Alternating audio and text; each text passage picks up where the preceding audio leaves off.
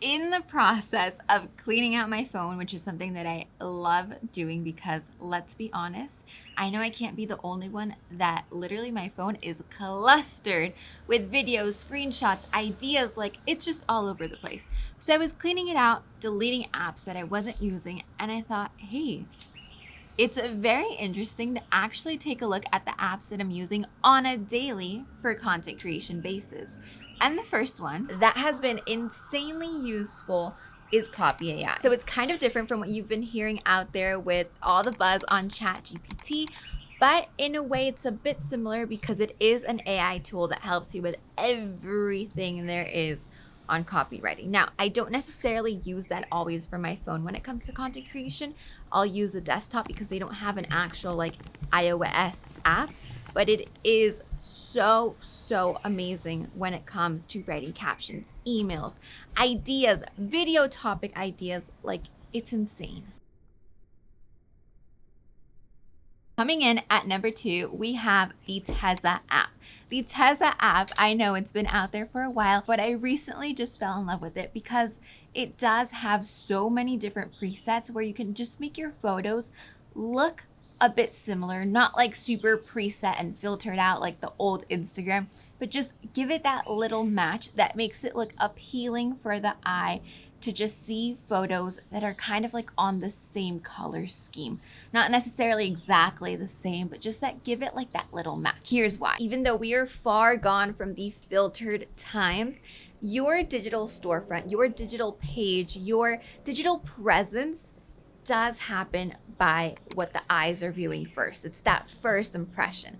And when somebody lands on your content, let's say a page like Instagram that's still very visual and it just looks all over the place, it's a lot harder for someone to get interested in your content, even if it's the best value out there, because we are still very visual humans that want something to look good at first. It's that first impression that no matter what happens is always going to count. Coming in at number 3 is Frame.io, which I have on my computer and on my phone because it is the application where I upload my footage from here to there, and then there I can collaborate with my editors that I'm working with. You guys know that I've worked with a ton of editors.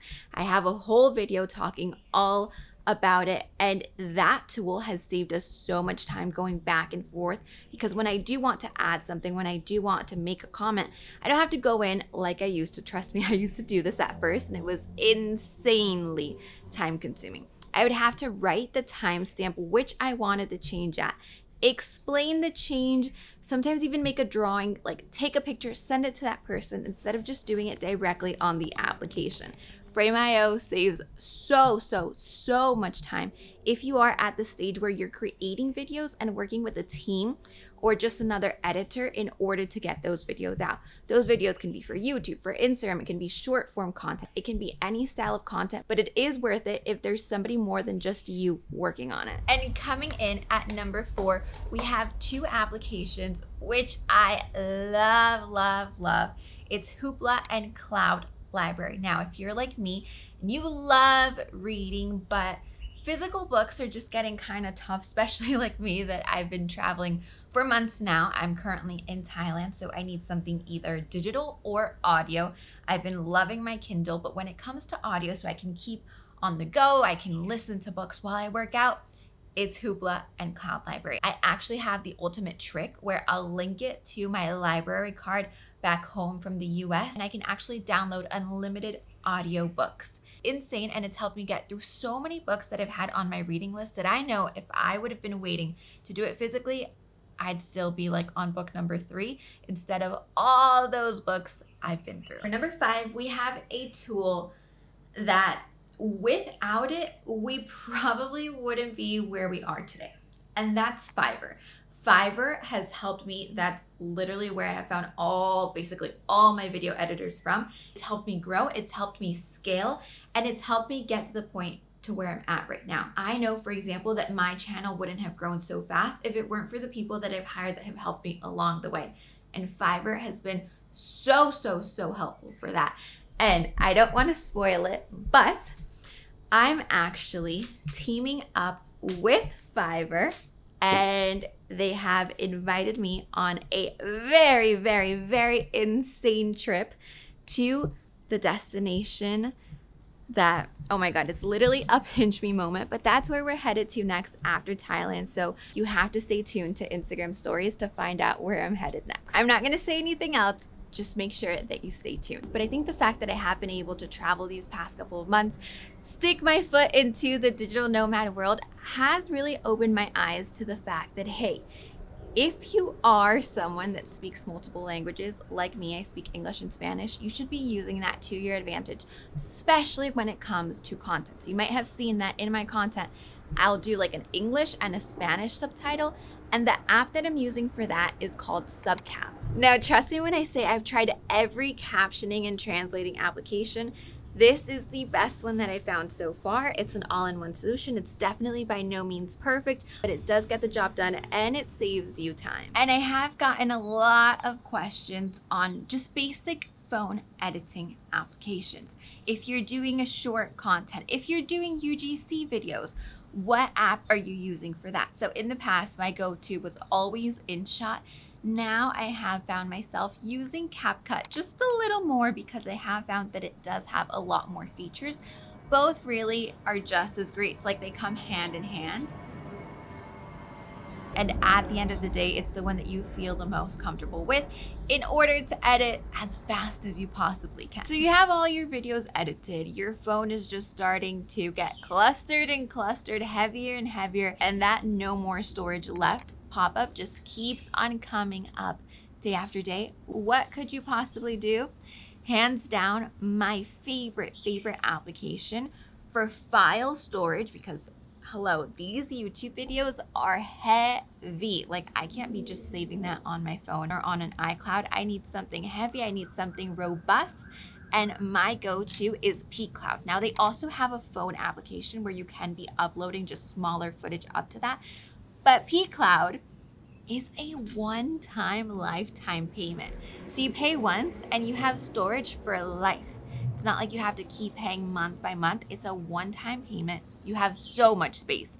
Coming from someone that has business content there, like my own YouTube content, my short content, like just so many files there. There's enough space for any content creator to just throw your stuff in there. But I do have to add, keeping it organized is something that just saves so much time. So don't just throw it, but organize it a little. I hadn't even noticed that we were kind of going in order of like the content creation process, kind of in a way.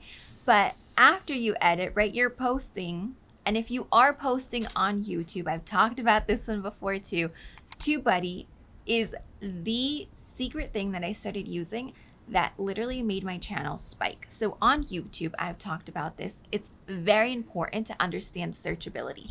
People consume content on YouTube just like they would consume on Google when they're searching for stuff. So in order for you to grow faster, in order for you to attract an audience, in order for you to get more eyeballs on your content, you have to understand how people are searching for it, because there are thousands of ways of searching for one same exact thing. Like, what are the best apps for content? Top 10 best apps for content. Which content apps do I need? Like, there are thousands of ways of saying the same exact thing. And that application just basically gives you a radar on which is the best one for your channel specifically. Your results aren't going to be the same as mine. And that's why that tool is so important. And coming in at number 10, last but definitely not least, you have your content created, you're ready to go, you're on multiple channels, yet you don't have time. So you keep on postponing publicating your content because, hello, the caption, the cover photo, all that good stuff that we know takes time. Well, that's where Later comes in. Later is an application that works with Facebook, Instagram, LinkedIn, Pinterest, like so many apps to schedule your content. And they even have the auto publishing option where you leave it scheduled and it goes out without you receiving that notification. So if you're doing this for clients, it's a huge thing. If you're doing this while you're on the road, that saves so much time. My personal advice is to like batch and do 5 to 7 at a time. So you have your content lined up, you know what's going out that week. you're good to go with your content and you can start focusing on what's next. And it's not like that daily hamster wheel of what am I publishing? What's the caption? What's the cover picture? Does this match? Does this look good? Because we all know that's a rabbit hole that at the end of the day, you just say, hey, I'll just post tomorrow.